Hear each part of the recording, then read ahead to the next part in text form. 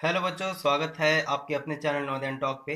आज हम पढ़ेंगे कि एक ही समीकरण में जब एक से अधिक ऐसे पद दिए हो जिसमें चर समान हो तो उन्हें कैसे सॉल्व किया जाता है। जैसे यहाँ हमारे पास एक समीकरण है 4x ऋण 3x धन 4 धन x बराबर 8। तो देखिए यहाँ पे हमारा पहला टर्म है 4x जिसमें x एक चर है, 4 अचर है। 3x में x एक चर है, 3 अचर है। x में एक चर है। तो देखिए यहाँ पे तीन ऐसे टर्म्स है, तीन ऐसे पद है जिसमें x चर है।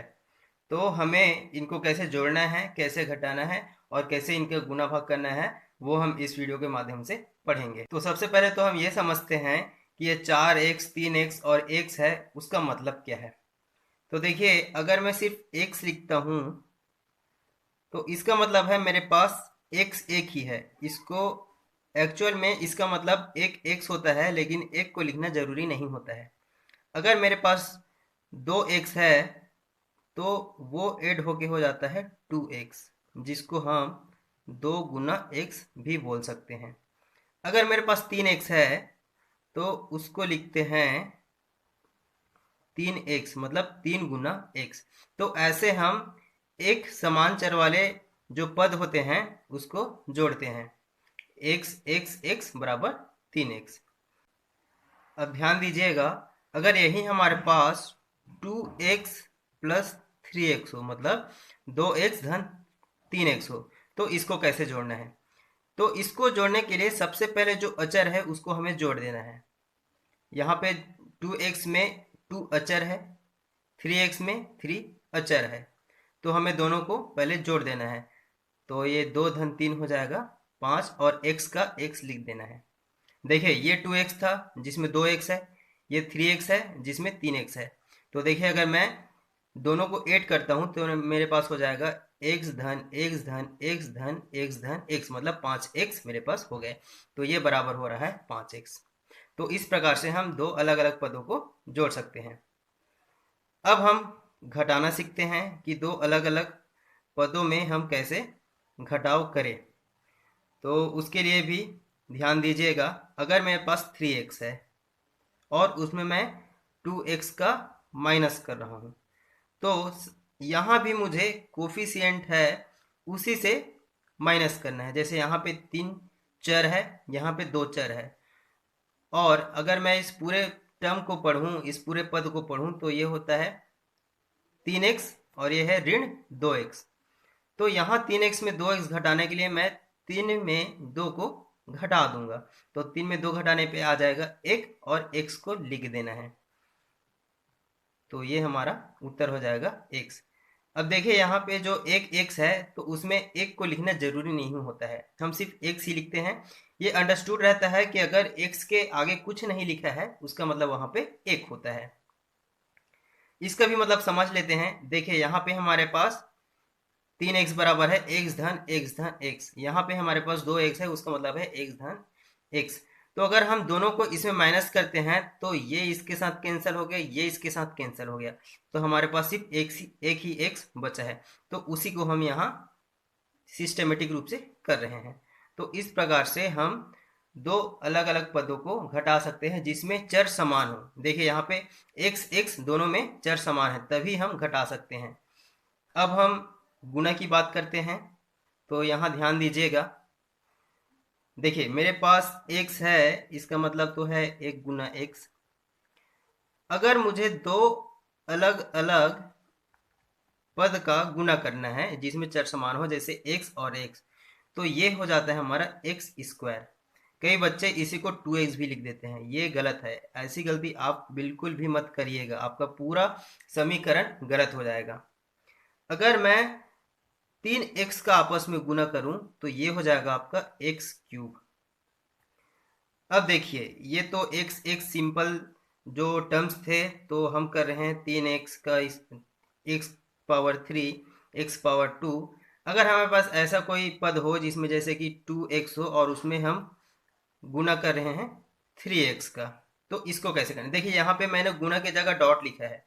अगर हमारे पास गुना में अगर चर हो तो उसको हम x गुना x न लिख के x डॉट x भी लिख सकते हैं, दोनों का मतलब सेम ही है, आप कंफ्यूज मत होइएगा, दोनों का मतलब सेम ही होता है। तो देखिए यहाँ कैसे गुना करना है। सबसे पहले हमें अचर का गुना करना है। देखिए 2x में 2 एक अचर है, 3x में 3 एक अचर है, तो सबसे पहले हमें दोनों का गुना कर देना है। तो ये हो जाएगा हमारा 2 गुना 3 6, और फिर x का गुना करना है, x का। तो x और x का गुना कितना होता है, एक्स स्क्वायर, तो मुझे यहाँ लिख देना है एक्स स्क्वायर। अगर आपके पास 3 अलग अलग पद हो जिसमें अचर हो, जैसे यहाँ देखिए एक है 4x गुना 3x गुना 5x, तो यहाँ भी सबसे पहले हमें कोफिशिएंट है उसका गुना करना है, जो चर है अचर है उसका गुना करना है। जैसे इसमें अचर कौन सा है 4, इसमें अचर कौन सा है 3, इसमें अचर कौन सा है 5, तो सबसे पहले हमें अचर का गुना करना है। तो यहाँ से हो जाएगा 5 तिया 15, 15 पंचे 75, तो यहाँ हमें सबसे पहले लिख देना है 75, और फिर चर का गुना करना है। तो चर का गुना करने के लिए देखिए x dot x dot x, 3x आ रहा है, तो यहाँ मैं लिखूंगा x क्यूब। तो इस प्रकार से अलग अलग पदों का गुना किया जाता है जिसमें चर समान हो। देखिए तीनों में चर समान है, x x x, तो इस प्रकार से गुना किया जाता है। अब हम भाग की बात कर लेते हैं। देखिए भाग करना भी बहुत ही सरल है। अगर हमारे पास कोई दो पद हो, जैसे कि मेरे पास 2x है, उसको मैं अगर 1 से भाग दे रहा हूँ, तो इसका मतलब यह है कि 2x को मैं भाग दे रहा हूँ 1 से। तो यहाँ क्या होता है, एक्चुअल में ये देखने से ही पता चल रहा है कि हम एक ही संख्या को एक ही संख्या से भाग दे रहे हैं। यहाँ भी x है, यहाँ भी x है, और हमें ये पता है कि अगर हम उसी संख्या को उसी संख्या से भाग दें तो वो कैंसिल हो जाता है, तो ये आपस में कैंसिल हो जाएंगे। तो हमारे पास बचेगा 2, और नीचे तो कुछ नहीं बचा है तो 1, तो हमारा उत्तर आ जाएगा 2। अगर यहीं पे हमें एक्स स्क्वायर दे दिया गया हो और उसे भाग देना है 1 से, तो इसको कैसे करना है, एक्स स्क्वायर का देखिए मैं लिख देता हूँ x गुना x, और यहाँ पे नीचे अपॉन में लिख देता हूँ x। तो यहाँ जो एक x है वो एक x से कैंसिल हो जाएगा, तो मेरे पास बचेगा x। तो देखिए एक्स स्क्वायर को मैं x से भाग दे रहा हूँ तो मेरे पास x बच रहा है। तो इस प्रकार से हमें दो अलग अलग पदों का भाग करना होता है जिसमें चर समान हो। आशा करता हूँ कि यहाँ तक आप जो अलग अलग पद होते हैं जिसमें चर समान होते हैं उनका गुना भाग जोड़ घटाव सीख गए होंगे। अब हम सीधे प्रश्न पे आते हैं। देखिए हमारे पास प्रश्न है 4x ऋण 3x धन 4 धन x बराबर 8। तो इसको मैं पहले एज इट इज लिख देता हूँ यहाँ पे। तो मेरा इक्वेशन था 4x ऋण 3x धन 4 धन x बराबर 8। अब इसको हम हल करते हैं। तो यहाँ ध्यान दीजिए, जो पहला हमारा टर्म है वो है 4x, दूसरा टर्म है 3x। पहले हम दोनों का घटाव कर देते हैं। तो देखिए दोनों में चर समान है, तो सबसे पहले हम अचर का घटाव कर देते हैं। तो 4 में 3 गया 1, तो यहाँ पे 1 की लिख देते हैं। अब यहाँ पे x का x है तो हम यहाँ पे x लिख देते हैं। अब धन का मैं धन लिख देता हूँ, फिर 4 का 4 लिख देता हूँ, फिर धन का धन लिख देता हूँ, और ये x का x, और बराबर का ये 8 का 8। अब देखिए मेरे पास बचा है एक x यहाँ पे और यहाँ पे एक x, तो दोनों में चर समान है तो दोनों फिर से आपस में जुड़ जाएंगे।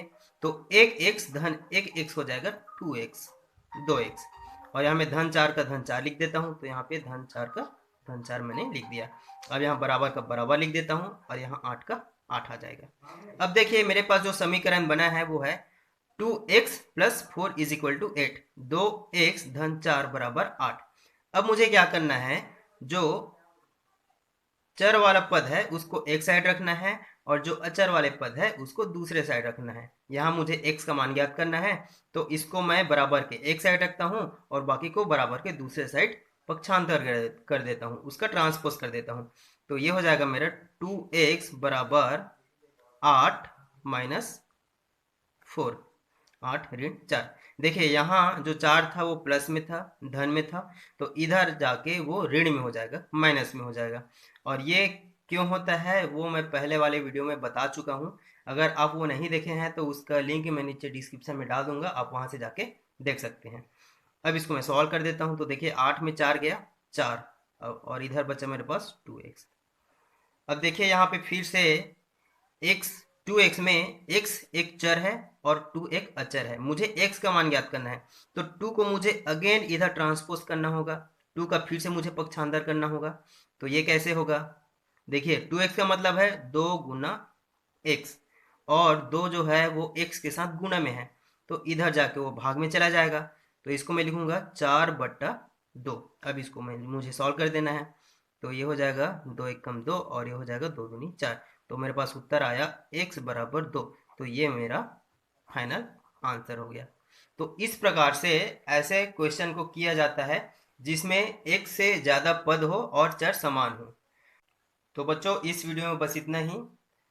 मैं आने वाले वीडियोस में आपके लिए बहुत सारे और अच्छे अच्छे प्रश्न लाऊंगा।